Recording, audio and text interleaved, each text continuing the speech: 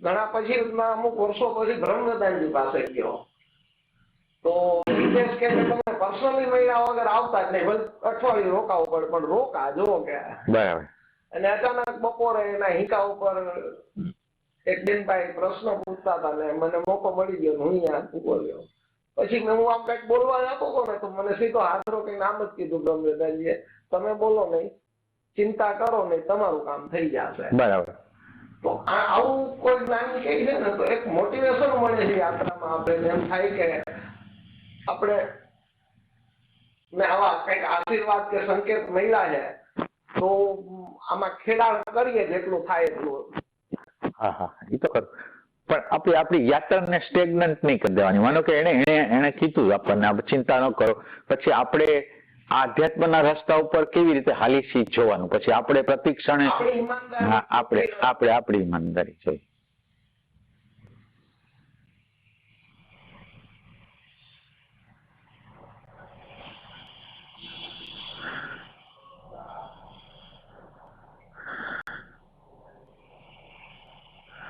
પછી રાકેશ પ્રભુએ એમ કીધું કે તમે દરેક ભાઈ છોડી દીધા પછી એમ કે તમે દરેક જ્ઞાનીને મળતા રહેજો, જેટલા વિદ્યમાન મને એક ને નહીં પણ જેટલા આત્મજ્ઞાની હોય ને બધાને મળતા રહેજો. વ્યાસજીએ તમારી અંદર જે ઝાડ કર્યું છે એને જલ્દી ફળજનું કરવા માટે છે ને અમે તમને ગાઈડ કરતા રહેશું. બરાબર.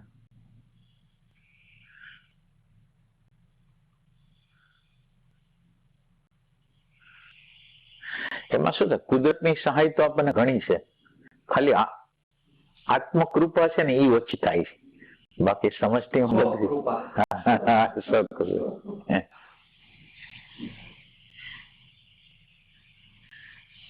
કૃપાઓની તો વાત એવી કરો ને તમે, આપણે જોતું નથી એ આપે છે.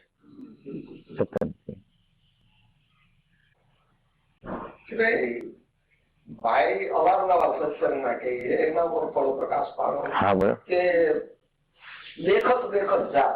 મુક્તાનંદ બાપાના ગુરુ નિત્યાનંદ બાપા મહારાષ્ટ્રમાં એનું સ્લોગન દેખત જાત.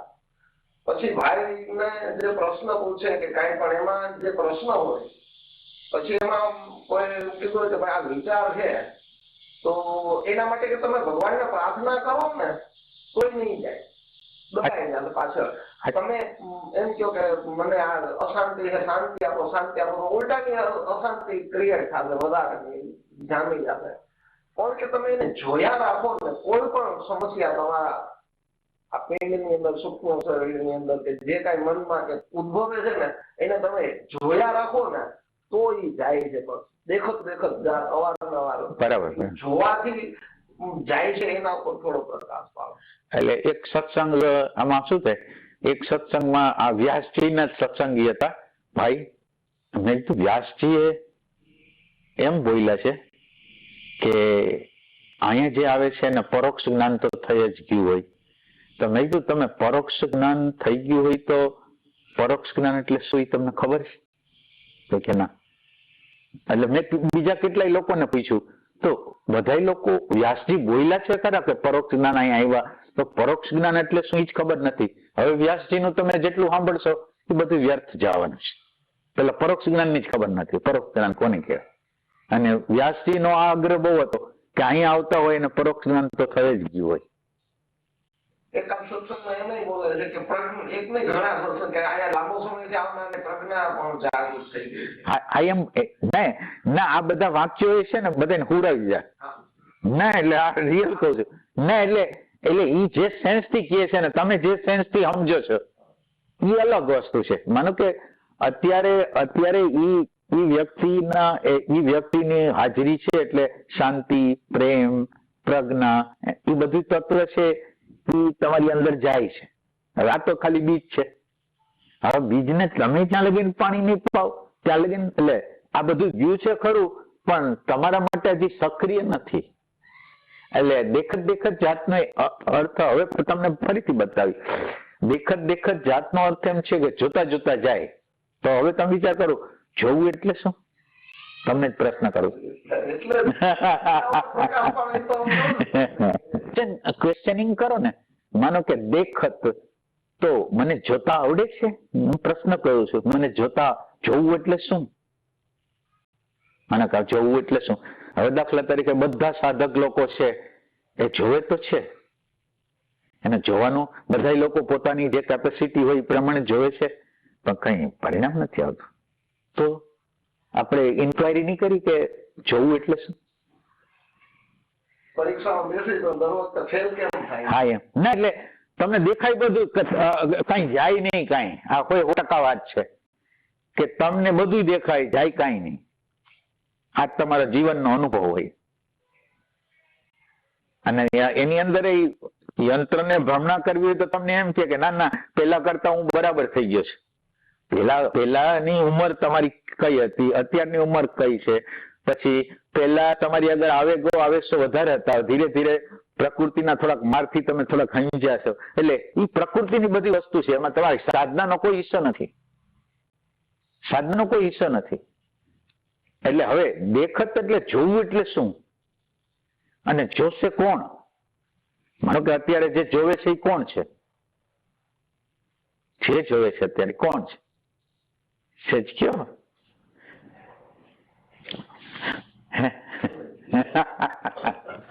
ના એટલે તમારે અંદર આ વસ્તુને જોવી પડશે. એટલે આમ 3 પ્રકારની રિયાલિટી છે. રિયાલિટી એટલે હોવાપણું 3 પ્રકારનું છે. એક સાયકોલોજીકલ રિયાલિટી એટલે તમે સતત રીતે વિચારમાં જે રહ્યો છો ને એક રિયાલિટી છે. પછી ક્યારેક આપણે ફેક્ચ્યુઅલ રિયાલિટી, વધારે પડતો કોઈ સામેથી માનો કે તમે સમજો કે વન વે માંથી તમે જાઓ છો ને વન વે માંથી કોઈ ખુશી આવે છે તો તમારી પ્રેઝન્સ જે થઈ જાય છે ફેક્ચ્યુઅલ વસ્તુમાં તમે હાજર થઈ જાઓ છો, જે ફેક્ટ છે એમાં હાજર. તમારું કોઈક અપમાન કરે છે ત્યારે 1 સેકન્ડને માટે હાજર થઈ જાઓ છો. તો એક સાયકોલોજીકલ રિયાલિટી છે, એક ફેક્ચ્યુઅલ એટલે જે છે. અત્યારે તડકો છે તો તડકો છે, ઠંડી છે તો ઠંડી છે, દુઃખ છે તો દુઃખ છે, શરીરની પીડા છે તો શરીરની પીડા છે. આ બધું ફેક્ટ છે, એક ફેક્ચ્યુઅલ જગત અને એક ટ્રુથનું જગત છે. હવે સાયકોલોજીકલ જગત અને ટ્રુથના જગત, એક સાયકોલોજીકલ આ બાજુ ટ્રુથ છે, વચ્ચે ફેક્ટનું જગત છે. હવે આ સાયકોલોજીકલ જગતમાંથી ટ્રુથના જગત માટે જવા માટે કુદરતે એક વ્યવસ્થા રાખી, વર્તમાન એટલે ફેક્ચ્યુઅલ જગતની સાથે કોન્ટેક્ટ કરવાની એક ચાવી આપી કે ભાઈ તમે એમ સત્યની આગળ જવું હોય તો તમને હું આપું છું પ્રેઝન્ટ મોમેન્ટ, અને ઈ પ્રેઝન્ટ મોમેન્ટ છે ઈ પછી તમને આ બાજુ સત્ય તરફ લઈ જશે. એટલે સાયકોલોજીકલ વર્લ્ડમાંથી તમને બહાર કાઢે. એક વસ્તુ યાદ રાખો, તમે જયારે પ્રેઝન્ટ મોમેન્ટમાં આવો છો ત્યારે સાયકોલોજીકલ વર્લ્ડની બહાર નીકળો છો 1 સેકન્ડ માટે, 2 સેકન્ડ માટે, 5 સેકન્ડ માટે, જેટલા સેકન્ડ માટે. તો તમે સાયકોલોજીકલ જગતને બદલે ફેક્ચ્યુઅલ જગત, એટલે આપણે અત્યારે આપણી દશા એવી છે કે ફેક્ચ્યુઅલ જગત એટલે પ્રકૃતિનું જગત છે, એનાથી આપણે વાકેફ નથી, મોબાઈલમાં વ્યસ્તી, વિચારમાં વ્યસ્તી. એટલે ફેક્ચ્યુઅલ જગત છે એમાં પંખીનો અવાજ આવતો નથી, આકાશને જોતા નથી, ઝાડને જોતા નથી, કોઈને જોતા નથી, એટલે ફેક્ચ્યુઅલ વર્લ્ડ નથી. એટલે પેલી જે આપણે જે કરી શકીએ ને એ વર્તમાનમાં આવી શકે, અને વર્તમાન છે આપણને ફેક્ચ્યુઅલ જગતમાં. એટલે હવે વર્તમાનમાં આવ્યા, હવે આ જે વર્તમાનમાં આવે છે ને એ તમારી અંદર જે વિચાર છે ને એની અંદર થોડી વર્તમાન તમે દાખલ કરો ને એટલે વિચારક થોડીક જાગૃતિ રાખે છે. વિચારક વર્તમાનમાં આવવાનો પ્રયાસ કરે છે. વિચારક વર્તમાન લગીન તો આવી શકે, તો વિચારકે વર્તમાનમાં આવવાનો પ્રયાસ કર્યો. હવે એ પ્રયાસ કરવા દ્વારા શું થયું? મારી અંદર રાગ છે, દ્વેષ છે, ઇરિટેશન છે, ગુસ્સો છે, તો એ એને જોવે છે કે ભાઈ તારી અંદર જો આ છે, આ છે, આ છે, આ છે, આ છે. આજે ખાલી આ નિરીક્ષક જે પ્રેઝન્ટ મોમેન્ટ જે રાખવા માંગે છે, જેની અંદર પ્યાસ છે, એવો એક નિરીક્ષક પેદા થયો, અને એ નિરીક્ષક વર્તમાન ક્ષણમાં જીવવાનો પ્રયાસ કરે છે. અને પ્રયાસ કરે છે એની અંદર એની અંતઃકરણની હાલત છે ને એ એને દેખાય છે કે બહુ અરાજક છે, રાગ છે, દ્વેષ છે, ભય છે, ઘૃણા છે, બધું છે. હવે આટલું કામ આ પ્રેઝન્ટ મોમેન્ટ, આટલું કામ તમારી અંદરની આખી અવ્યવસ્થાને બતાવવાનું કામ ઈ કરશે. આટલું કામ કર્યા પછી તમારે બીજું એક સ્ટેપ આવે, સાચી રીતે જો તમે હો તો આવે. એ અણુપરમાણુ છે એની હારે તમારી સંમતિ ન થાય સાચી રીતે. બીજા લોકો, આધ્યાત્મના લોકો કહે છે એના માટે નહીં, તમને અંદરથી એમ લાગે કે આ જે રાગ દ્વેષ ભય ઘૃણા છે એમાંથી બહાર નીકળી જવું છે, આ અણુ પરમાણુ મને મંજૂર નથી, મંજૂર નથી, મંજૂર નથી, મંજૂર નથી. આ પ્રેઝન્ટ મોમેન્ટ આટલું કરી શકે, મંજૂર નથી, મંજૂર નથી, મંજૂર નથી, એટલું કરી શકે. અને આ જે મંજૂર નથી એટલે હવે આ જે આપણે શું કહેવાય પ્રેઝન્ટ મોમેન્ટ નો જે અભ્યાસ છે ને, હવે આ પ્રેઝન્ટ મોમેન્ટ નો અભ્યાસ થોડોક જો સાધક હોય તો અડધી કલાક, 1.5 કલાક બેસવાની ટ્રાય કરે અને એના દ્વારા ધીરે ધીરે ધીરે એના શ્વાસો શાંત થતા જાય, અંદરથી આનંદ આવતો જાય, અંદરથી શાંતિ. આ પ્રેઝન્ટ મોમેન્ટ ની જ વાત કરું છું, હજી આગળની વાત નથી. પ્રેઝન્ટ મોમેન્ટમાં રહેવા માટેની ટ્રાય કરે છે, 1 કલાક 1.5 કલાક બેસવાની ટ્રાય કરે, ધીરે ધીરે શ્વાસ શાંત થાય છે અને ધીરે ધીરે અંદરથી શાંતિ, આનંદ ને એવું બધું અનુભૂતિ થાય. એટલે પ્રાઇમરી સ્ટેજની અંદર તમે આખા દિવસ દરમિયાન તમે સેન્ટર બનાવવાનો પ્રયત્ન કરો છો. તમે વિચારમાં જે ખોવાની પ્રક્રિયા કરો છો એને બદલે તમે વર્તમાનની અંદર કોઈ કેન્દ્રમાં, શ્વાસના કેન્દ્રમાં, હૃદયના કેન્દ્રમાં જીવવા માટે પ્રયાસ કરો છો. આ સ્પાન છે ને મોટો છે અને આ બરાબર પરિપક્વને પામે ને પછીની યાત્રા પછી છે. હવે તમે આખા દિવસ દરમિયાન તમારી પ્રેઝન્સને તમે કેટલી રાખો છો? જેટલી પ્રેઝન્સ રાખશો ને એટલા ડે ડ્રીમિંગ, થિંકિંગ, વિચારવાની પ્રક્રિયા, એસોસિએશન બધું તૂટવા માંડશે, ઉર્જાની બચત થવા માંડશે. તો આ એક પ્રક્રિયા થશે અને આ પ્રક્રિયા દ્વારા આપણી અંદર પ્રાણમય કોષ છે એ જાગશે. આપણી અંદરનો પ્રાણમય, જો તમારો પ્રાણમય કોષ ન જાગે તો તમારે એમ સમજવાનું કે તમે આ રસ્તામાં સાચી રીતે હાલતા નથી. તમારી અંદર પ્રાણની હિલચાલ ચાલુ થઈ જાય. તમે આ બચાવો છો, વર્તમાનમાં રહ્યો છો એટલે પ્રાણની હિલચાલ ધીરે ધીરે કોઈ આજ્ઞા ચક્રમાં, કોઈ સ્વસ્થ દલમાં, કોઈ પ્રકાશ દેખાવો, પછી ઉર્જાની જુદી જુદી પ્રકારની બોડીની અંદર ગતિઓ દેખાવી, તો એ બધી વસ્તુ આ તમે કરો છો એમાં ચાલુ થઈ જાય. એમાં થોડી શાંતિ આવે, એમાં થોડો આનંદ આવે અને એને લીધે તમને એમ થાય કે શાંતિ આનંદનો અનુભવ થયો એટલે સમાધિ લગીનની પોઝિશનમાં તમે પહોંચી શકો, સવિકલ્પ સમાધિ લગીન. આ ખાલી પ્રેઝન્ટ મોમેન્ટના અભ્યાસ દ્વારા. પણ આનો સ્પાન તમારે આખા દિવસ દરમિયાન તમે કેટલી યાદી રાખો છો, કેટલી પ્રેઝન્ટ મોમેન્ટ રાખો છો, કેટલું કેન્દ્ર તમે બનાવો છો. તમે કેન્દ્ર ન બનાવો ને એટલે તમે વિચારમાં જુઓ. માનો કે તમે કોઈ શ્વાસ કે તમારું કોઈ કેન્દ્ર જ નથી તો હવે તમે વિચારમાં જશો 100%. તો હવે તમે વિચારમાં ન રહ્યો, વિચારમાં જે તમારી ઉર્જા બગડે છે એને તમારે બગાડવી ન હોય તો આ ક્ષણને તમે લંબાવતા જાઓ અને અણુ પરમાણુને નામંજૂર કરો. પછી તમને શાંતિ આનંદની અવસ્થા પણ આવશે. અને આના પછીનું એક બીજું સ્ટેપ છે. હવે આ જગ્યાએ આ બધું તમારી ચિત્તવૃત્તિ છે એ ધીરે ધીરે તમે અત્યારે એટેન્શન ને તમારી રીતે લઈ જાઓ છો. હવે એટેન્શન તમને નથી લઈ જતું. આ પ્રક્રિયાની અંદર જ એટેન્શન ને તમે દોરો છો. જેવા નવરા પડો એટલે એટેન્શન હાલો ક્યાં રાખવું છે, શ્વાસમાં, ફલાણામાં, એમ. એટલે આ પ્રાઇમરી સ્ટેજ થયો. અને આ સ્ટેજની અંદર તમે એક અણુ પરમાણુ તમને તમારો પરિચય થાય છે, તમારા અહંકારનો, તમારી માન્યતાઓ, તમારી ધારણાઓ, તમારી ઇમેજો, એનાથી તમે વાકેફ થાવ છો. અને એ અણુ પરમાણુ તમને મંજૂર નથી એવું અંદરની તીવ્રતા થાય છે અને બાકી ધ્યાનની એક અવસ્થા તમે પ્રગટ કરો છો. આ લગીનનું પ્રાઇમરી સ્ટેજ છે એ પ્રેઝન્ટ મોમેન્ટનું છે, જેને આપણે પ્રેઝન્ટ મોમેન્ટ કહે છે એનું જ છે. એના પછીની યાત્રા છે ને એમાં પછીની યાત્રામાં કૃપાનું તત્વ છે. હવે આ લગીનની તમારી યાત્રા તમારો પુરુષાર્થ છે. હવે પછીની જે યાત્રા છે ને એમાં અવેરનેસ છે ને એનું અવતરણ થાય તો જ આપણે આગળ ચાલી શકીએ. અને અવેરનેસ નું અવતરણ માટે હવે તમને અંદર હવે દ્રષ્ટાને મળવાની ઈચ્છા થઈ છે તીવ્ર રીતે. એટલે દ્રષ્ટા માટે તમારો વલોપાત ચાલુ થઈ જાય, એની અનુસંધાન કરવાની મથામણ તમે અંદર કરતા હો કે કેવી રીતે જોડાવું, કેમ જોડાવું, એમ મથામણ કરતા હો. અને ખરેખર તમારી જોતું હોય તો કોક પલ એવી આવે કે જેની અંદર અવેરનેસ નું અવતરણ થઈ જાય. 1 સેકન્ડે જો તમે એનો અવતરણ થઈ જાય પછી તમને કોઈ એમ સમસ્યા નહીં રહે કે અવેરનેસ કોને કહેવાય.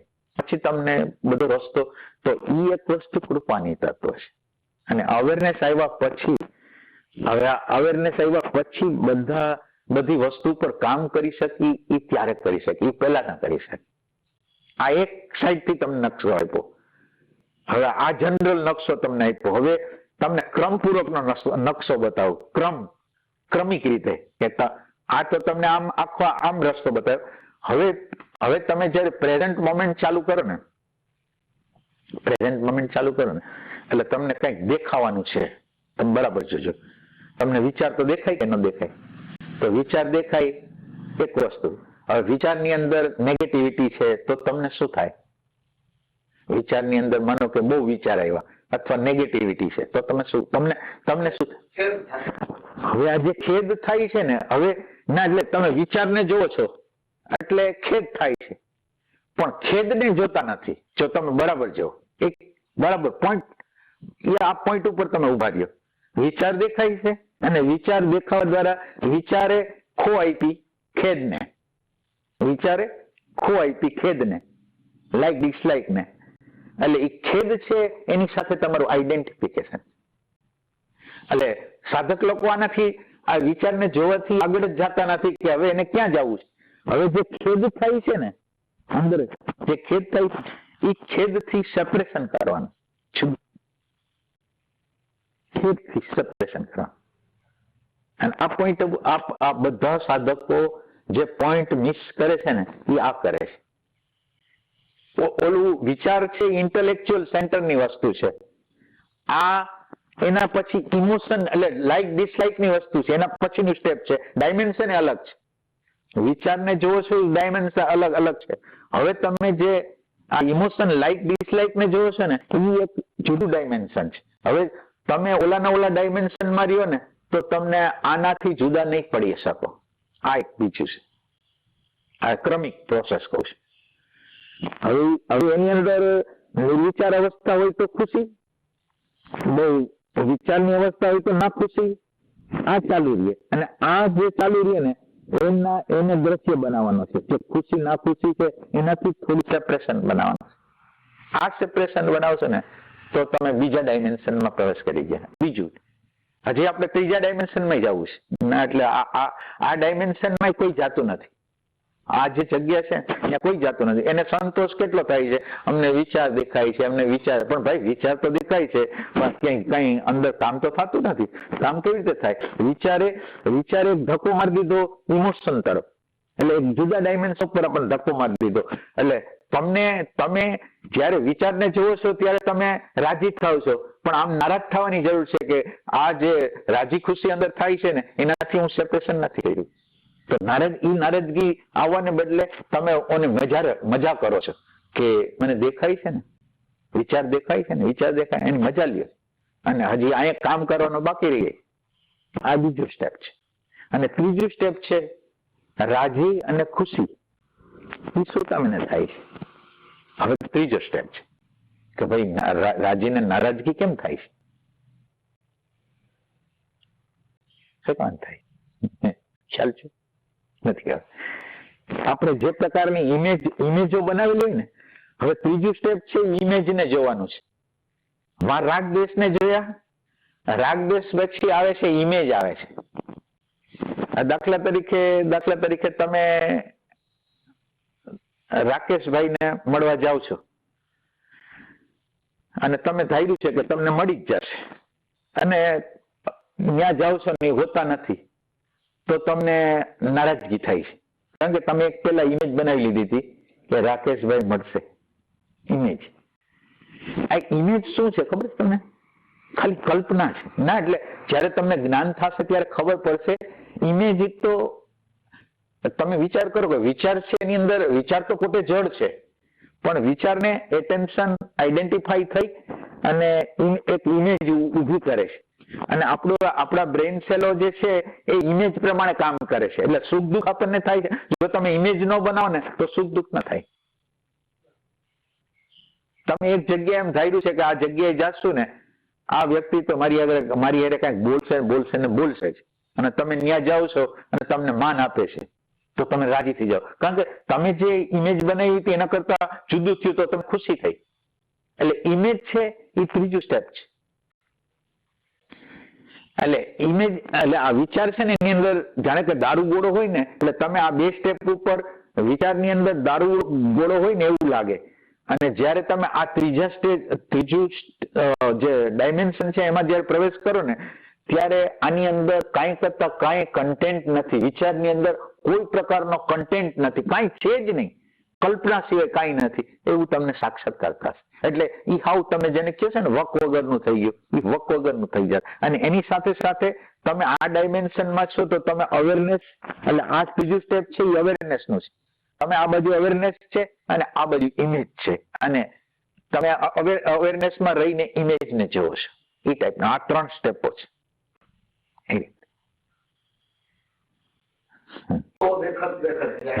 નકર દેખત ના જાય. બહુ ભારે નથી પડતો ને બેન?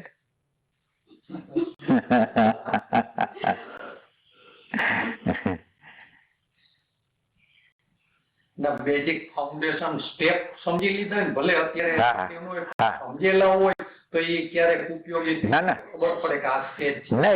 એટલે આ નકશો એટલા માટે આપવામાં આવે, જેમ અરીસાની અંદર આપણે જોઈએ ને કે આપણી અંદર ક્યાંય ડાઘો ભાગો હોય, એમ સત્સંગ છે એ અરીસો છે. હવે એ અરીસામાં તમે જોઈ લો કે હવે તમે કઈ અવસ્થામાં છો. આ 3 વાત કરી તો તમે ક્યાં છો, એના માટે સત્સંગ. આમ ભલે કદાચ માનો કે ઓગે ઓગે શરૂઆતમાં ભાઈ લોકો અમારે ઓગે ઓગે જ જતું હતું, પણ આજે અનુભવ થાય છે કે ઈ જે બીજ હતું એમાં જે ગુલાબ થવાનું ત્યાં ગુલાબ થયું, ડોલર થવાનું ત્યાં ડોલર થયું. તેમ આમ તમારી વાત પણ અત્યારે માનો કે તમે પૂછો પણ વ્યર્થ નથી જાતી. ના ના, સવાલ જ ના ના આવૃત તો થઈ જ જાય છે. ના, એટલે આમાં એવું છે કે વ્યાસજી જે બોલ્યા ને એને સમજાવનારો ઇન મિડિલ કોક હોવો જોઈએ. નકર તો ના, એટલે સાચું તમને કહું કે વ્યાસજીને મિસઅન્ડરસ્ટુડ જ થયા. વ્યાસજીને કોઈ સમજી જ નથી ગયું. સાચી વાત, એને કોઈક સમજાવનાર જોઈશે. સાક્ષીત્વને આખી પ્રગટ કરવાની આખી પ્રોસેસ તમને કીધી. હા, કોઈ શાસ્ત્રમાં તમને જોવા નહીં મળે, કોઈ શાસ્ત્રમાં કોઈ લેક્ચરમાં તમને ક્યાંય જોવા નહીં મળે. ભાઈ કેવી છે રાકેશ પ્રભુ કહે છે કે શાસ્ત્રમાં જે લખ્યું છે એનો મર્મ તો તમને કોઈ જ્ઞાની સમજાવશે. ભાઈનું સમજાવવા એટલે તમે મર્મ સમજાવી શકો, અનુભવી માણસો જ તમને સમજાવી શકશે. વ્યાસજી તો શું થાય, હાયર, બહુ હાયર હોય ને, ઉચ્ચ પ્રકારના સાધક હોય ને એના માટે થાય. બહુ ઉચ્ચ પ્રકારના સાધક. તો અમાવાસમાં એન્ટ્રી મળી છે અમને. પછી ભાઈ સત્સંગમાં ઘણા સત્સંગમાં કહે છે કે સાક્ષી છે ને એ સાધક પોતાના પુરુષાર્થથી જન્માવે છે, પણ પછી સાક્ષીને પણ ડિલીટ કરવાનો હોય, વિસર્જન કરવાનું હોય છે. એટલે જ્ઞાતા દ્રષ્ટાથી અપ જવાનું હોય છે. એમાં કે જ્ઞાની એની કૃપાથી, જે તમે કૃપા તત્વ કીધું, એનાથી પછી વિસર્જનની પ્રોસેસ થાય છે. એમાં પછી સાધકે સાક્ષી જન્માવા સુધી એની સાધના. ના, એટલે એની અંદર કેવું હોય તમને સમજાવું. તમે સાક્ષી છો તો કોના સાક્ષી છો? એટલે કોઈ દ્રશ્ય વસ્તુના તમે સાક્ષી છો. દ્રશ્ય વસ્તુ કોઈ પણ, પછી સાયકોલોજીકલ થોટ હોય કે ઓબ્જેક્ટ હોય, બહારનો ઓબ્જેક્ટ હોય, તો તમે સાક્ષી છો તો આના છો. તો હવે એક સવાલ એવો પૂછવામાં આવે કે જે સામે દેખાય છે એ શું છે? જે વિચાર રૂપે દેખાય છે અથવા દ્રશ્ય રૂપે દેખાય છે, સ્થૂળ દ્રશ્ય રૂપે, એ શું છે? એટલે સાક્ષીનું અલ્ટિમેટ વસ્તુ, સાક્ષીનો પરિપાક જે અવસ્થા છે ને, સાક્ષીની પરિપાક અવસ્થા, દ્રશ્યમાં દ્રષ્ટા જોવે ને ત્યારે સાક્ષીનું વિસર્જન થાય. દ્રશ્યની અંદર દ્રષ્ટા દેખાય ત્યારે સાક્ષીનું વિસર્જન થાય. સાક્ષીનું વિસર્જન તો જ સાક્ષીનું વિસર્જન થાય, નકર ન થાય. નકર સાક્ષી ના. એટલે પાછું એક વાત યાદ રાખો કે સાક્ષી રહેશે હંમેશા. હંમેશા એટલે કેવી રીતે કે જયારે જરૂરિયાત પડશે ને ત્યારે એની મેળે આવી જશે.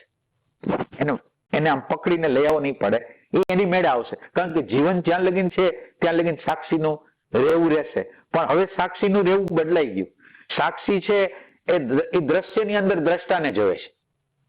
એટલે હવે સાક્ષી નથી, હવે ફેલાઈ ગયો, બધે પોતાને અનુભવે છે. એ ટાઈપની વસ્તુ છે. અમિતજી એક જગ્યાએ એવું કીધું કે મને સર્વત્રનો અનુભવ થયો ને એટલે મારું ભય વયું ગયું. એટલે એવું થયું કે સામેથી ગાડી આવતી હોય ને તો રોડ વચ્ચેથી હું હટું નહીં, કે આ મારી નાખશે, કે આ પાડી દેશે, પછી મેં ભય ધારણ કર્યો કે આ તો નુકસાની કરી દેશે, એટલે એવું એ જ દ્રષ્ટામાં દ્રશ્ય ના ના આ દ્રશ્ય એને દેખાય છે, એમાં જે પોતે એ જ છે. પણ એની અંદર તમે વિચાર કરો કે જો તમારી અગર આ જ બધું હોય તો તમને જયારે વાહન આવે ત્યારે હટવાની સાક્ષીની અંદર તો કેટલી તાકાત હોય કે બાયોલોજીકલ રક્ષણ તો કરવું જ જોઈએ, તો ઈ સમજ રહેવી જોઈએ. એટલે એને કીધું કે પછી મેં ભય, આમાં એક સેન્ટેન્સ એવું ના એટલે હું તમને શું કહું છું કે આ અવસ્થા છે ને એ અમુક સમય માટે પ્રગટ થાય, એને ચાલુ રાખવા માટે તમારે વધારે પ્રેમ પ્રગટ કરવો પડે. હવે માનો કે હવે આ અવસ્થા છે ને એટલે તમે ઘણા ઉદાહરણો જોશો કે 5મી અવસ્થામાંથી પછી ડાઉન થતા જોવો છો. એટલે માનો કે તમે એક વખત આના અંદર છે ને સંપૂર્ણ યંત્રની અંદર કેટલા પ્રકારના કન્ડિશનિંગ છે. તમને જે સાક્ષાત્કાર થાય છે કે અનુભૂતિ થાય છે ને એ 80% વાસનાક્ષય મનોનાશ થયો છે, 20% બાકી છે. તમે બરાબર સમજો, 20% બાકી છે. સાક્ષાત્કાર તમને થયો છે પણ હજી 20% ને નામશેષ એટલે એનો નિર્જરા કરવાની બાકી છે. તો હવે પછીની અવસ્થામાં હવે આ જગ્યા એવી છે ને, એવી ડેન્જર જગ્યા છે કે તમને સાક્ષાત્કાર થયો એટલે તમે એમ સમજો ભગવાનને મેળવવાની, આત્માને મેળવવાની ઝંખનાથી ગઈ, તમને મળી ગયો. એક બીજું હવે ઈ તો મળી ગયો એટલે એની ઝંખના હવે ના ન્યા પોઈન્ટ છે, ઈ જગ્યાએ પોઈન્ટ છે. એક ઈ બીજી વસ્તુ જે તમને સાક્ષાત્કાર થયો ત્યારે તમને માનનારો એક વર્ગ ઉભો થઈ જાય, એક માનનારો વર્ગ ઉભો થઈ જાય. માનનારો વર્ગ ઉભો થઈ જાય અને એની હારે એ હાલવા માંડે. એને હજી 6ઠી અને 7મી ભૂમિકામાં જવાનું છે એ ભૂલી જાય અને આ શિષ્ય મંડળ પછી આ તમે એમ સમજો બોધ દેવાની પ્રક્રિયા એ બધી ચાલુ થઈ જાય અને એને ખબર, પાછું એને એ ખબર ન રહે કે મારે હજી આ બાજુ હજી યાત્રા કરવાની છે. એટલે ત્યાં ડાયવર્ઝન નો પોઈન્ટ કુદરતે મૂકેલો છે, કુદરતે જ મૂકેલો છે.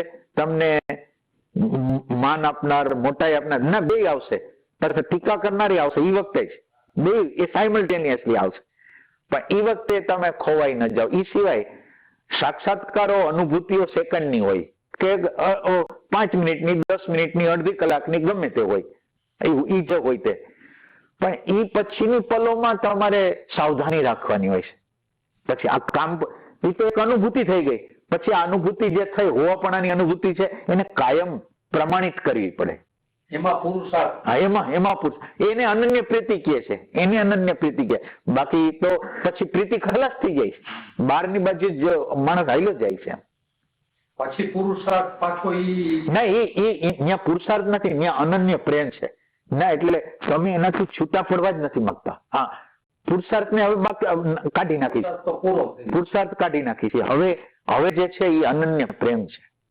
હવે એનાથી એને નાનકડા અંશમાં છૂટું પડવું ગમતું નથી અને દરેક ક્ષણે જે એટલે આની અંદર જ્ઞાની લોકો ભલે હોય પણ જ્ઞાની લોકોની અવસ્થાઓ કઈ કઈ હોય તમે આમ જુઓ તો જ્ઞાની અવસ્થાની કાં વિચારથી જુદા હોય, કોક વખત વિચારથી જુદા હોય, કોક વખત અંદર શાંતિ કે આનંદ પ્રગટ થઈ ગયો હોય ઈ હોય, કોક વખત બધે ભગવાન છે એવું હોય.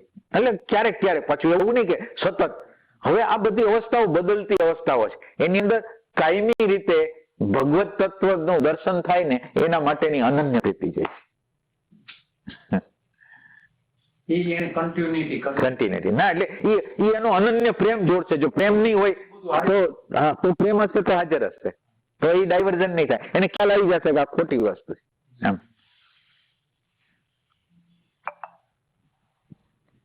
કે ભાઈ અભિવ્યક્તિમાં તો મેં જોયું કે જેટલા જ્ઞાની હોય અનુભૂતિમાં જે સ્થિતિ હોય કદાચ એક જ અનુભૂતિ હોય, અભિવ્યક્તિમાં તો બધે જુદા જુદા માનો કે રાકેશ સ્વરૂપ લ્યો કે ગુરુમાં લ્યો કે જે કાંઈ લ્યો, તો જુદા જુદા વ્યક્તિઓ એને અભિવ્યક્તિઓ જુદી જુદી ટાઈપની. એ છે ને મિડલ ક્લાસના લોકો છે. મિડલ ક્લાસના એટલે 5મી અવસ્થાના લોકો વધારે એટલે જનરલ વાત કરું છું. હવે એના જે જ્ઞાન છે ને, માનો કે કૃષ્ણમૂર્તિ અને મહર્ષિ રમણ છે ને, એની આગળ તો એક જ વસ્તુ છે કે એક જ, બાકી કઈ ત્રીજું છે નહીં. એની આગળ બીજું સાયકોલોજીકલ વધારે પડતું ડિસ્કશન નથી. એ લોકો આગળ મૌન છે અને મૌન દ્વારા થોડા શબ્દો છે. આ બધા લોકો આગળ રજોગુણ છે, બધા આગળ રજોગુણ છે અને એ રજોગુણનો સમષ્ટિને ઉપયોગ છે, સમષ્ટિને એનો ઉપયોગ છે. એટલે તમારો રજોગુણનો ઉપયોગ સમષ્ટિ કરશે. હવે એ રજોગુણ શાંત કરવાનો છે. એટલે એક મેં માધવ તીર્થ કરીને એક સંત થઈ ગયા, તમને ખ્યાલ હોય તો. એ માધવ તીર્થ આવી રીતે એને 125 પુસ્તકો લખ્યા હતા. પછી પોતે કહે છે કે મહર્ષિ રમણની મળે છે, મહર્ષિ રમણ આગળ જાય છે અને મહર્ષિ રમણને ખાલી જોવે છે ને અને એને થાય છે કે આ મારી અંદર આટલો બધો રજોગુણ છે, આ પુસ્તક ઘણું થઈ ગયું, હવે મારે મારા અવસ્થામાં શાંત થવું છે. એટલે પાંચમી ભૂમિકાના લોકો હોય ને એ સાતમી ભૂમિકાના લોકો, જો સાતમી ભૂમિકાના લોકોએ કોને જગાવ્યા ને એનો ઇતિહાસ તમને ક્યાંય નહીં મળે. સાચું કહું ને, સાતમી ભૂમિકાએ પાંચમી ભૂમિકા વાળાનો બોધ આપીને જાગૃત કરી દીધા એનો ઇતિહાસ તમને ક્યાંય નહીં મળે. કારણ કે એની અંદર તો ખાલી એનું દર્શન ખાલી કરે ને, પાંચમી ભૂમિકા વાળા એનું દર્શન કરે ને એને અહેસાસ થઈ જાય આપણે ક્યાં ખામી છે, એટલે એ હાલવા માંડે. બહુ વાસના ન હોય તો એ ટાઈપની વસ્તુ છે.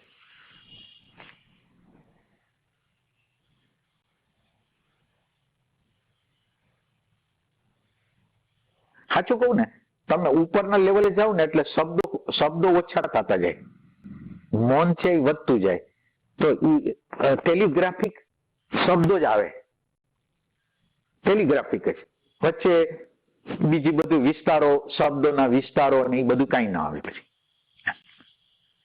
તમે મહર્ષિ રમણને જો તો શબ્દોના વિસ્તાર તમને ક્યાંય ન જવા મળે. ઓની આગળ જાઓ તો શબ્દના વિસ્તાર જોવા ન મળે તમને કૃષ્ણમૂર્તિમાં. શબ્દનો જેટલો વિસ્તાર કરે છે ને એટલો રજોગુણ છે. ડાયરેક્ટ રીતે એટલે આત્માનો, એટલે જ્ઞાની પુરુષને એવું હોય કે જે અનુભૂતિ મને થઈ છે ને એને હું કઈ રીતે આને પહોંચાડી દઉં, એ ટાઈપનો ભાવ હોય. એટલે વચ્ચેનો જો હું અંતરાય ઉભો કરીશ ને તો એ બિચારો દ્રષ્ટાંતની અંદર એવો ખોવાઈ જશે, બુદ્ધિની અંદર એવો ખોવાઈ જશે કે ઓલું આત્માને ગુમાવી દેશે. એટલે એ લોકો હાવ કરતા હાવ એનું ડાયવર્ઝન ઓછામાં ઓછું થાય ને એના માટેનો પ્રયત્ન કરતા. એટલે શબ્દનો મિનિમમ ઉપયોગ કરે.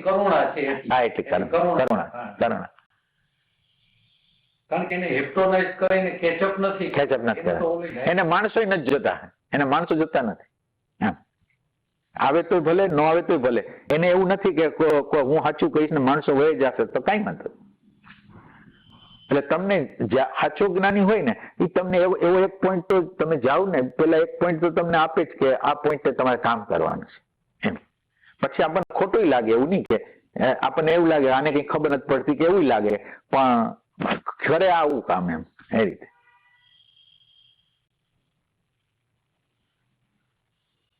એટલે આપણે અહીંનો સત્સંગ હોય છે ને એની અંદર તમે જયારે આ સત્સંગમાંથી બહાર જશો ને તો કોઈ ઇન્ફોર્મેશન લઈને નહીં જાઓ.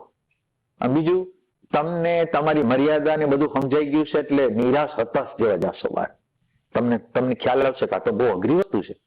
અને ઓલું તમે ઇન્ફોર્મેશન કેટલીક માહિતીઓ ભેગી કરીને બીજા લોકોને કહેશો તો ઈ તો ઈગોનો વિભાગ થઈ ગયો એમ.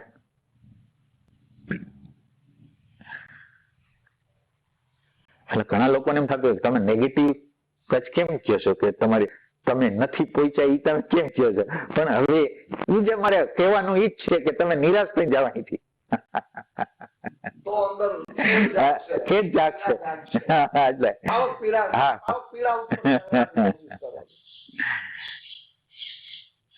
સાચું કહું ને, એના જન્મ મરણના ફેરાઓ કેટલે કપાઈ જાય. તમે જયારે ઈગોના વિભાગમાં જમા નથી કરતા અને તમને એમ લાગે કે મને ખબર નથી, તમારા ઘણા જન્મો કપાઈ જાય, ઘણા જન્મો કપાઈ જાય. સારા સત્સંગ સારો થયો બધા. કે 23 વર્ષની ઉંમરે આ અનુભૂતિ કૃષ્ણમૂર્તિ ભેરા એક યુજીક કૃષ્ણમૂર્તિ. હા, નામ એમ છે. તો એને એવું કીધું કે હું કૃષ્ણમૂર્તિ ભેરો વર્ષો સુધી રહ્યો, પછી નોખો પડી ગયો ને પછી એક ઘણા વર્ષો પછી કૃષ્ણમૂર્તિનું એક પ્રવચન હતું તો ત્યાં હું અચાનક ગયો અને અચાનક એનું પ્રવચન સાંભળ્યું ને તો કે આ જે કહે છે એ તો અનુભવ છે. બરાબર. તો એવું બને માણસને કે વ્યક્તિને પોતાની ખબર ન હોય. ના, એટલે ના એ વસ્તુ સાચી, ના એ સાચી વસ્તુ છે. સાચી વસ્તુ છે. એટલે આની અંદર કેવું હોય છે કે એક સાધક ઇન્ટેલેક્ચ્યુઅલ હોય ને એક સાધક ઇમોશનલ હોય. ઇન્ટેલેક્ચ્યુઅલ વાળાને આખો મેપ હોય ને ખબર હોય કે આ મેપમાં હું અત્યારે આ જગ્યાએ હાલું છું એમને ખબર હોય. એક વ્યક્તિ ઇમોશનલ હોય એ સાધના બરાબર રીતે કરતો હોય એની આગળ એમ મેપ ન હોય અને એને લીધે ફાયદો એ થાય કે આપણા પ્રયાસો ચાલુ એટલે ઈગો નો આવે મને ખબર જ નથી મને ખબર જ નથી ખબર નથી. સુખદેવજી નો કિસ્સો એવો જ છે. મહર્ષિ રમણ નો કિસ્સો એવો જ છે. મહર્ષિ રમણ ને અનુભૂતિ બધી થઈ ગઈ હતી. પછી ઓલા જે પંડિતો એની આગળ આવતા છે ઓલા વેદ અને ઉપનિષદ એટલે પછી મહર્ષિ રમણ કે આ તો મને થઈ ગયું છે આ તો મને થઈ ગયું એટલે ઈ છે આમાંની અંદર.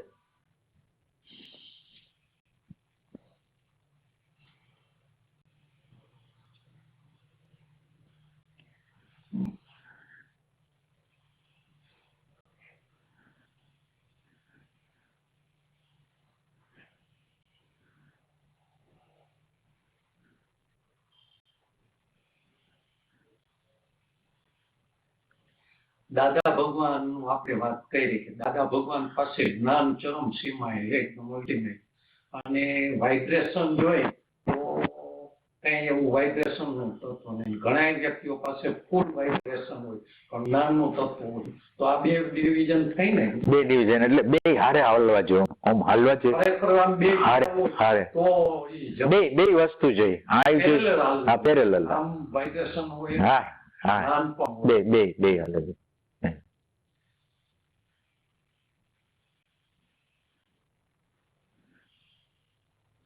સમ્યક રીતે વિકાસ ઓછો હોય છે એટલે બેયમાં વિરોધાભાસ જોવા મળે છે.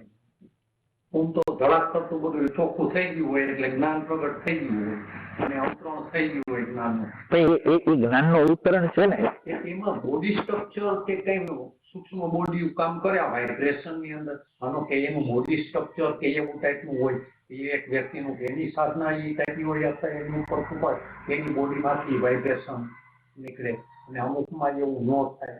એટલે બોડીમાં વાઇબ્રેશન નીકળે છે એનું કારણ એટલું છે કે તમે ટચ કરો છો આત્મતત્વને ટચ કરો છો એટલે એમાંથી વાઇબ્રેશન નીકળે છે અને આત્મતત્વમાં હોવાપણામાં રહ્યો છો અને જોવો છો તો સમજ આવે છે. એટલે બે વસ્તુ એક સાથે છે કે તમે હોવાપણામાં રહ્યો છો એટલે તમે ટચ કરો છો આ જે હોવાપણું છે ને એને ટચ કરો છો ને એટલે એમાંથી એક વાઇબ્રેશન નીકળે છે શાંતિ આનંદ.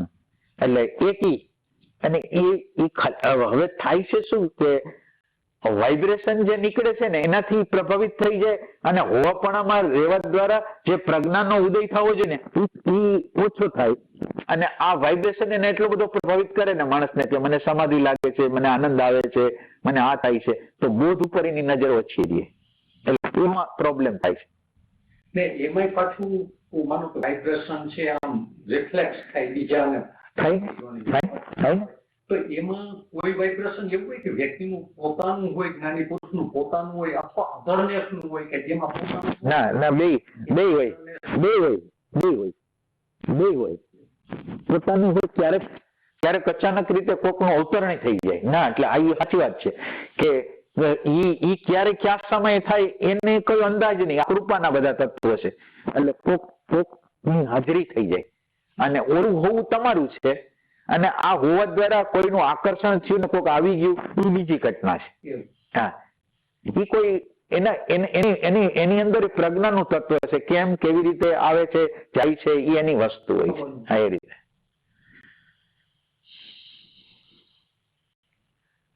આપણે જગુભાઈ ને બેઠા હતા જમવા ને બપોરના પછી મને તમારું પ્રકાશમય શરીર દેખાણું આ બોડી ન દેખાણું.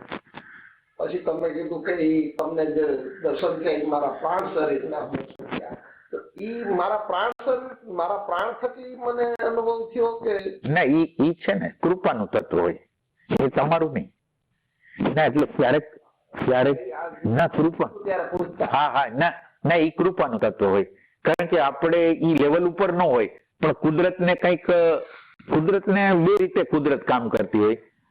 એક તમને કોઈ પ્રકારનો સંશય થાય ને કોઈ વ્યક્તિ પ્રતિ તો એ સંશયને નિવારણ તો મતે કઈ નહીં થાય.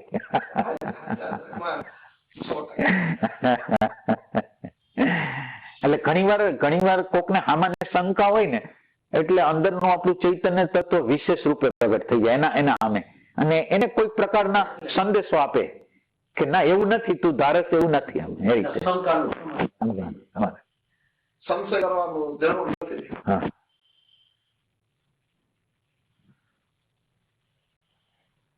એમાં હું તમે જેટલી સિમ્પ્લિસિટી જોવો ને, સિમ્પલ વસ્તુ જોવો ને એટલે તમને વિશ્વાસ ન થાય કે આને જ્ઞાન હોય.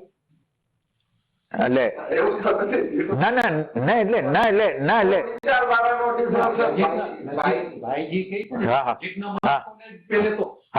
માનો કે ભાઈ હતા એના ઘરનાને પહેલે તો એમ થતું કે આ તો સામાન્ય, કારણ કે એની આઈડી એવી રીતે માનો કે આપણે ભાઈ પાસે આવીએ છીએ, બરોબર, એના કુટુંબના સગાવાલા એવો હોય કે એમને સામાન્ય રીતે વૈજ્ઞાનિક પુરુષ અને આમ તમે એની હારે ગયો તો તમને એવું લાગે કે આપણા જેવા જ છે, પણ એ અંદર સતત રીતે સભાન હોય, અંદર સતત રીતે સાવધાન હોય, અંદર કોઈ ને કોઈ પ્રકારની કામગીરી એની અંદર હાલતી જ હોય, પણ આપણને એ દેખાવાનું નથી. આપણને તો એને સામાન્ય વ્યવહાર દેખાવાનો, બોડી જ દેખાવાની એ રીતે.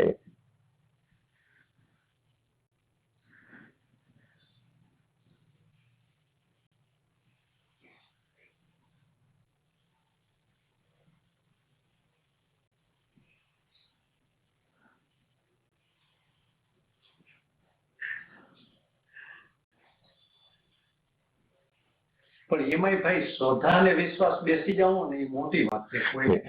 ના એટલે બહુ અઘરું કામ. ના એટલે નજીક કન્ફર્મ થઈ જવું કે નહીં આનાથી. ના એટલે સાચું કહું ને, ઈ તમારું ગમે એટલું કન્ફર્મ હોય ને, એના વ્યવહારો જોવો ને તો તમને એમ લાગે કે ન બને, ન હોય એમ.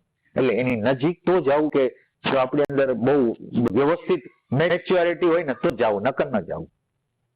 નકર નેગેટિવ આવે, આપણે નેગેટિવ થોટ આવે. તમે શું થાય હૃદયથી મને મારો પોતાનો એક અનુભવ છે. આ વ્યાસજી યારે ક્યાં કઈ પણ મુલાકાત થતી ને તો વ્યાસજીનું કોઈ પણ વર્તન હોય ને તો વ્યાસજીનું વર્તન મને ખબર પડી જતી, જે અંદરથી મારા હૃદયથી ખબર પડી જતી, અત્યારે આ મને આ કહેવા માંગે છે, આ કહેવા માંગે, આ કહેવા માંગે, આ કહેવા અંદરની વસ્તુ હતી એ મને ખ્યાલ આવતો.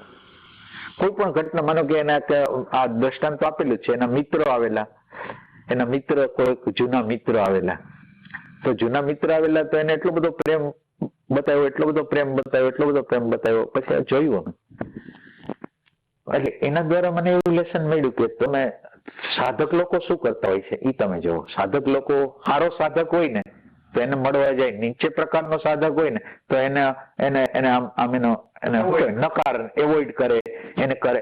એના દ્વારા મને ખ્યાલ આવ્યો કે તમારી એટલે એ માણસને સત્સંગ કઈ પનારો જ નતો, કઈ સત્સંગની કઈ ખબર જ નથી. વ્યાસજી આગળ આવ્યો છે, વ્યાસજી આગળ પ્રેમ છે તો વ્યાસજી એનો પોતાનો પ્રેમ સંપૂર્ણ રેડી દીધો. એ જોતા નથી કે આને સત્સંગ જોઈશે કે નથી જોતો. તમારી આગળ પ્રેમ છે ને, તમે પ્રેમ આપો. તો સાધક લોકો શું કરે, એટલે લોઅર પ્રકારનો હોય ને એને કન્સિડર જ ના કરે. એટલે ખરેખર તમારી અંદર પ્રેમ છે, તમે પ્રેમની નજરે જોવો ને તો એવા પ્રસંગો, એવા ઘણા એક પ્રસંગ એવો આ કીધેલા જ છે. એટલે ફરીથી કહું છું કે એક વખત ઘણા લાંબા સમય પછી વ્યાસજીને મળતો હતો. એટલે વ્યાસજી જેમ દુનિયાદારી માણસો છે એ અચાનક રીતે મળે તો ભેટી પડે ને આ બધું કરે ને એવું કરે ને, એ સામાન્ય લોકો. વ્યાસજી આગળ ગયો તો વ્યાસજી એક આખી પ્રયુક્તિ કરેલી એને કે ટીવી રાખેલું, ટીવી ને જોવે છે અને હું આવું છું તો સામાન્ય રીતે મને જોવે છે. આ એનો સીન ક્રિએટ કર્યો આમ. અને પછી બધું સત્સંગ પૂરો થઈ ગયો ને પછી છેલ્લે જાતો તો મને ભેટા. એટલે એને મને શિક્ષણ આપ્યું કે ઇમોશનલી આવેગમય થવાની જરૂર નથી, એને સમયોચિત ભાવ બતાવવાની જરૂર છે. તો આ વસ્તુ ના, એટલે મને એની યારે મળતો તો ખાલી એની ચેષ્ટા દ્વારા જ મને ઘણી વસ્તુ ખ્યાલ આવતી.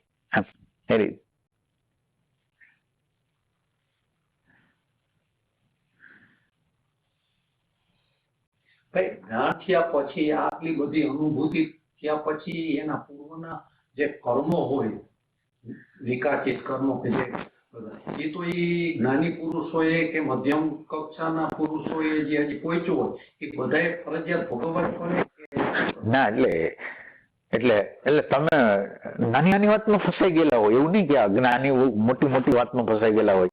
ના, એટલે એના અણુપરમાણુ જૂના અણુપરમાણુ હોય ને સોલિડ હોય એટલે તમારે એને એક સમયે માનો કે 2 મહિના 3 મહિના કે 4 મહિના એ તમારે સમય એને આપવું પડે. એટલે તમે એમાં ફસાવ નહીં, પણ એ જે બહાર નીકળતા હોય ને ત્યારે એ તો હોય ખરા એની રીતે એની અસરોને. ના, એટલે જ્ઞાન એના કરતા મોટું હોય. એ વખતે તમને સાચી વાત કરું, જ્ઞાન એના કરતા મોટું હોય, એને બધું ખબર પડતી હોય કે શું હાલે છે, કેમ હાલે છે, પણ છતાંય તમારે એમાંથી પસાર તો થવાનો જ હોય. બહુ કટોકટી વાળી વસ્તુ હોય. તમને એમ લાગે કે આ કોઈ દી જાશે નહીં એવું લાગે, પણ એવું ન હોય. એ થોડા સમય માટે હોય, પછી વયું છે. એટલે એવા કર્મના ઉદયો એવા હોય કે તમને એમ લાગે કે મોટી મોટી વસ્તુ ફસાવે છે. એવું નથી, નાની નાની વસ્તુ ફસાવી. એટલે એ તો બહુ છે. એટલે જ્ઞાન એમ હેલું નથી. 24 કલાકની અંદર જે દિવ્યતાઓ, જે અંદરની દિવ્યતાઓને જાળવી રાખવી એ બહુ અઘરામાં અઘરું કામ છે. બહુ પ્રેમ માગે, અમાપ પ્રેમ માગે. નકર તમારું ડાયવર્ઝન ક્યાંય ને ક્યાંય હોય. એમ શિષ્યોમાં વાણા ત્યાં પ્રવચન કરવા છે, ફલાણું કરવું. શું ભાઈ પ્રવચન કરીને શું કરવાનું હતું? હા, ના, એટલે પ્રવચનનો જે આવેશ હોય ને, કહેવાનો જે આવેશ હોય ને વયો જાય પછી. ના, નિમિત્તો તો એને આપણને ખબર હોય કે આની બિચારાને જેની જે કેટલી કેપેસિટી છે એટલી તો બિચારા છે. હવે બિચારા એનાથી વધારે આ જન્મની અંદર બિચારા નથી હાલી આગળ, તો ભલે એમ રહ્યા આવે, ભલે એમ એ ટાઈપ. કારણ કે પ્યાસવાળી વ્યક્તિ મળવી જોઈએ ને, પ્યાસવાળી વ્યક્તિ જોઈ ને એવા તો રેરેસ્ટ હોય એમ.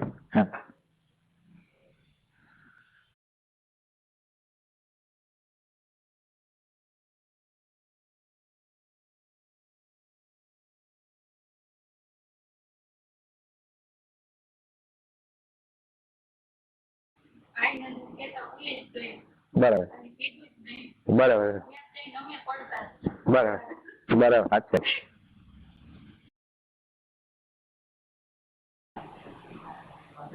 આગળ વાત કરતા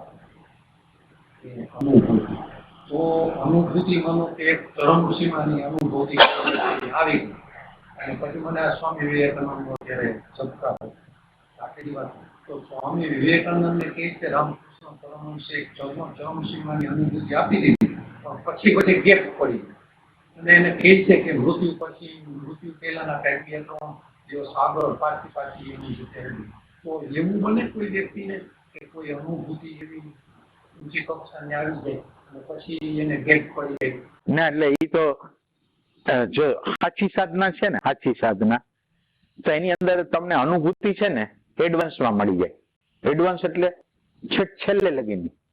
એના પછી એટલે અનુભૂતિ તો થઈ ગઈ, પણ હજી એનું સ્ટ્રક્ચર, દર્શનનું સ્ટ્રક્ચર, વિચારનું સ્ટ્રક્ચર, ઈચ્છાનું સ્ટ્રક્ચર અને કર્મનું સ્ટ્રક્ચર હજી જોડવાનું બાકી છે.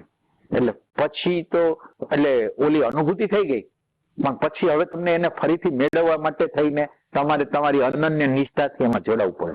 એટલે એ સાચી વાત છે કે એ ઝલક આપી દે. અને એ જે સિરિયસ સાધકો એની વાત કરું છું કે એનું પ્રેમ હોય તો એને છેલ્લે લગીની અનુભૂતિ કરાવી દે, પણ એ ટકે નહીં, એ વહી જાય.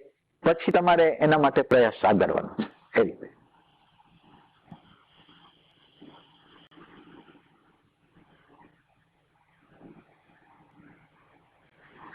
સમજ બહુ અઘરી. આજે તમારી જર્નીની વાત કેવી રીતે તમારી જર્ની, આધ્યાત્મિક જર્ની. હા છે. એટલે આમ તો હું તો મારી પોતાની સાચું કહું ને, લાયકાત કઈ નહોતી. સામાન્ય માણસ જે હોય ને એ ટાઈપે એની કૃપાનું તત્વ છે ને એનું અવતરણ છે.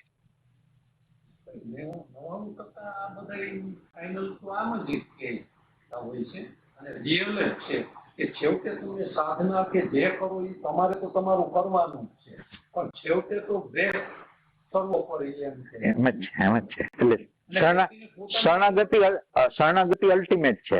પોતાને એમ જ લાગે કે ભાઈ આ શરણાગતિ અલ્ટિમેટ, સાક્ષી નહીં. એના માટે એક શબ્દ વાપરી શકીએ કે ઈ તત્વ કોઈને આધીન નથી. તમારી સાધના ને કે તમારા ના સાધના ને સેજે નહીં ના, એટલે તમારા પ્રયાસનું તો પરિણામ જ નથી.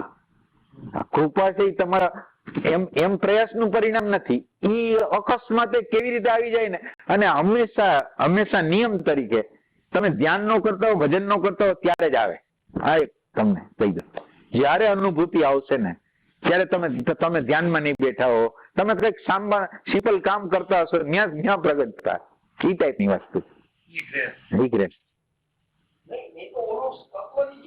માનો કે કોઈની સાધના ને આધીન કે એના હિસાબે પ્રયત્ન કે કોઈ જપના હિસાબે પ્રયત્ન કે કરુણાના હિસાબે પ્રયત્ન કે સેવાના હિસાબે પ્રયત્ન, તો ઓલું તત્વ એનાથી નીચું થઈ જાય ને ભાઈ.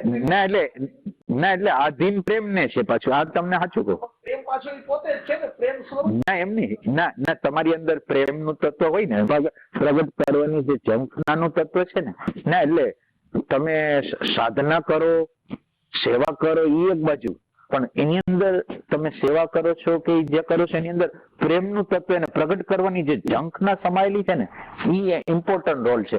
સાધનાઓ નથી. એટલે હંમેશા પ્રેમ જ મહત્વની વસ્તુ. તમારી ડિમાન્ડ એના વગર રહી શકે એવી કેટલી છે, તમે એના વગર કેટલું રહી શકો. એટલે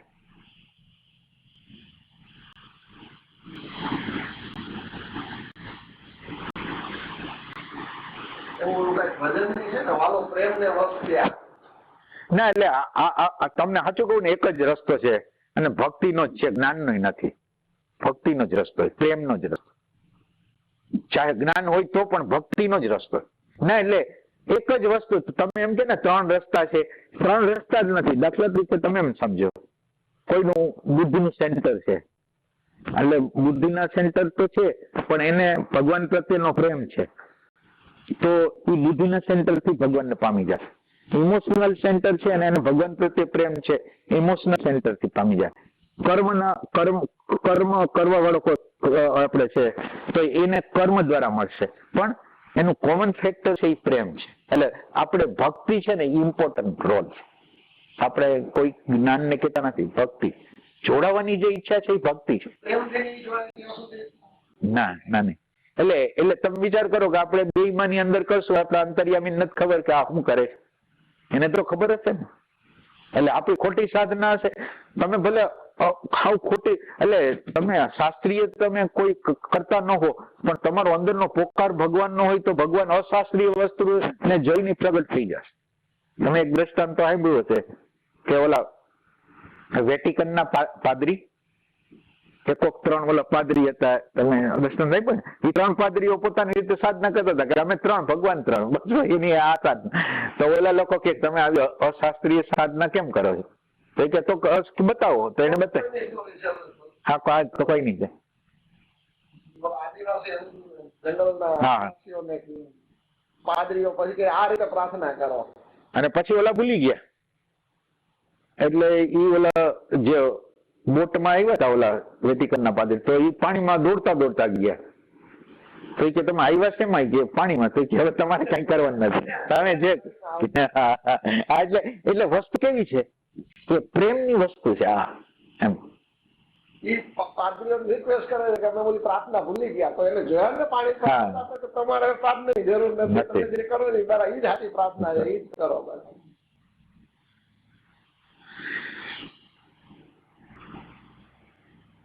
પ્રેમ તત્વ એક લાંબુ દ્રષ્ટાંત છે, પણ ભાઈ ઉગા બાપાનું કીધું છે કે ગોંડલના રાજાના ચોકીદાર હતા ને, એ ઉગા બાપાના શિષ્ય હતા. પછી ઉગા બાપા ક્યારેક બેસવા જતા. એકવાર ગોંડલના રાજા નીકળ્યા તો ઓલા ચોકીદાર ને પૂછે તારા ઓલા બાપા આવે છે એ કોણ છે? તો કે મારા ગુરુ છે. તો એકવાર લઈ આવ ને સત્સંગમાં, રાજ દરબારમાં. કે બાપા એ તો આ પછાત જાતિના છે. તો કે તું? તો હું દરબાર. તો કે તને વાંધો ન હોય તો મને વાંધો નથી, તું લઈ આવજે. બાપા જોડે, ઉગા બાપા જોડે રાજ દરબારમાં સત્સંગ થયો. પછી રાજ દરબારમાં કાફીથી 12 કે પંડિતો આવતા હતા. અને બધા 14 ભાષાના જાણકાર. રાજા ત્યારે ઉગા બાપાને બોલાવે છે, બોલે ચોકીદાર ને કહે છે કે બાપાને બોલાવતા આવજે. અહીંયા ભીડાઈ ગયા. બાપા તો નમ્ર કે ભાઈ તમારે એવું મારી પાસે કઈ જ્ઞાન થોડું હોય આ તે, પણ 12 બ્રાહ્મીણ પંડિતો એટલા બધા વિવેકી હતા ને કઈક એનું હશે આગલા જન્મનું. એ કે રાજાએ તમને બોલાવ્યા છે, તમે કઈક વાત કરો અમારા જોડે, આ કઈક પ્રશ્ન પૂછ્યા કે કઈક. અને પછી બાપાએ એની જોડે સત્સંગ કર્યો. 12 પંડિતો ધ્રુસકે રહ્યા કે અમે આ 14 ભાષાના જાણકાર છીએ, ટોટલ ભાષાના કઈક માસ્ટરી ભાષાઓમાં, અને કે અમે તો ચૂકી ગયા, રહી ગયા, અમારામાં તો આ કઈ પ્રગટ્યું નથી, તમારામાં તો આ પ્રેમ તત્વ પ્રગટી ગયું છે, પ્રગટ થઈ ગયું છે કે. અને ત્યાં ઉગા બાપા આશીર્વાદ દઈ દે છે કે તમે આગળ કન્ફ્યુઝ કર્યું ને, હવે તમારી યાત્રા શરૂ થઈ ગઈ, જાઓ હવે તમે ચિંતા ના કરો કે. બરાબર. તો આ તમે જે પ્રેમનું પેલી બરાબર એમાં આ જરા દ્રષ્ટાંત ના બરાબર ઠીક બેસે છે.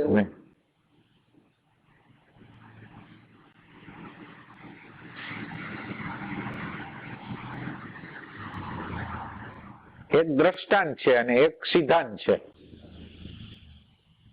હવે માનો કે તમે મારી વાતથી સીધા સમજી ગયા હો તો આ દ્રષ્ટાંતની જરૂર નથી. હું તમને હું સેજ સમજાવું, થોડુંક સમજાવું તમને. આ એસોસિએશન છે અને તમે એસોસિએશન કરો તો વાંધો નહીં, પણ સજાગતા પૂર્વક કરો છો કે બેહોશી પૂર્વક? માનો કે જેવો આ વાત આવી એટલે તમારી સ્મૃતિની અંદરથી શું આવ્યું? હા, હવે અચ્છા તમે સભાન નથી એટલે માનો કે તમે દ્રષ્ટાંત આપી દીધું તો એ દ્રષ્ટાંત છે એ એસોસિએશન થઈ ગયું, જાગૃતિ નથી. એટલે જાગૃતિ આ કહેવાય ને. એટલે આ તો વાતચીત દ્વારા જ ખબર પડશે. પ્રેક્ટિકલ દ્વારા આપણને એમ કે જાગૃતિ ક્યાંક બીજે રાખવાની હશે, એટલે જાગૃતિ આ જગ્યાએ છે.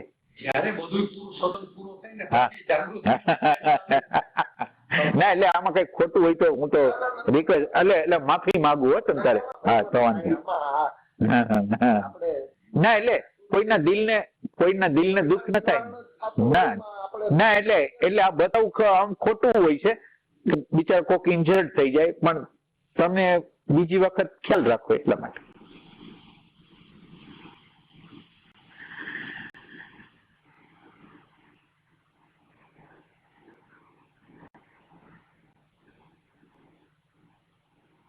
કેટલો ખ્યાલ રાખવો પડે તમારી વાતચીત, વ્યવહાર, તમારે દરેક વસ્તુમાં તમને અંદર બેહોશીથી તમે નથી બોલાતું ને, બેહોશીથી તો વ્યવહાર નથી થતો ને, બહુ ખ્યાલ કરવો પડે. એમ સામાન્ય વાત નથી. હા તો પછી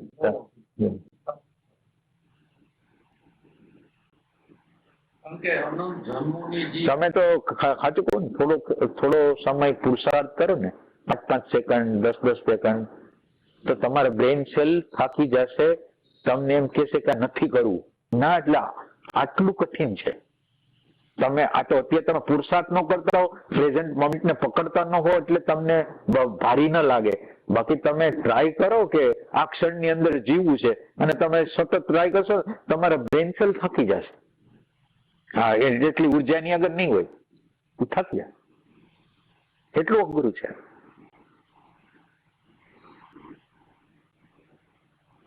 ઘણી ઉર્જા જોઈએ જોવા માટે અમાપ ઉર્જા. તમે આડી એવડી ઉર્જાનો બગાડ ન કર્યો એસોસિએશનમાં, ડે ડ્રીમિંગમાં, વિચારમાં, નેગેટિવિટીમાં, બફરમાં ક્યાંય મૂકો ન હોય તો આ ઉર્જા કામ લાગશે.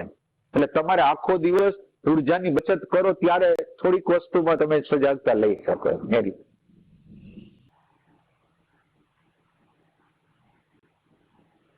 એટલે જ્ઞાની લોકો અગર આપણને ડર લાગે કે આપણે એની આગળ જાશું તો આપણા વિચાર જાણી જશે તો ના, એટલે આ રિયલ બધા જ સાધકો લોકોને, અને એને બધી ખબર પડે એમ, લોકો બધું જાણી જાય આપણી અંદર.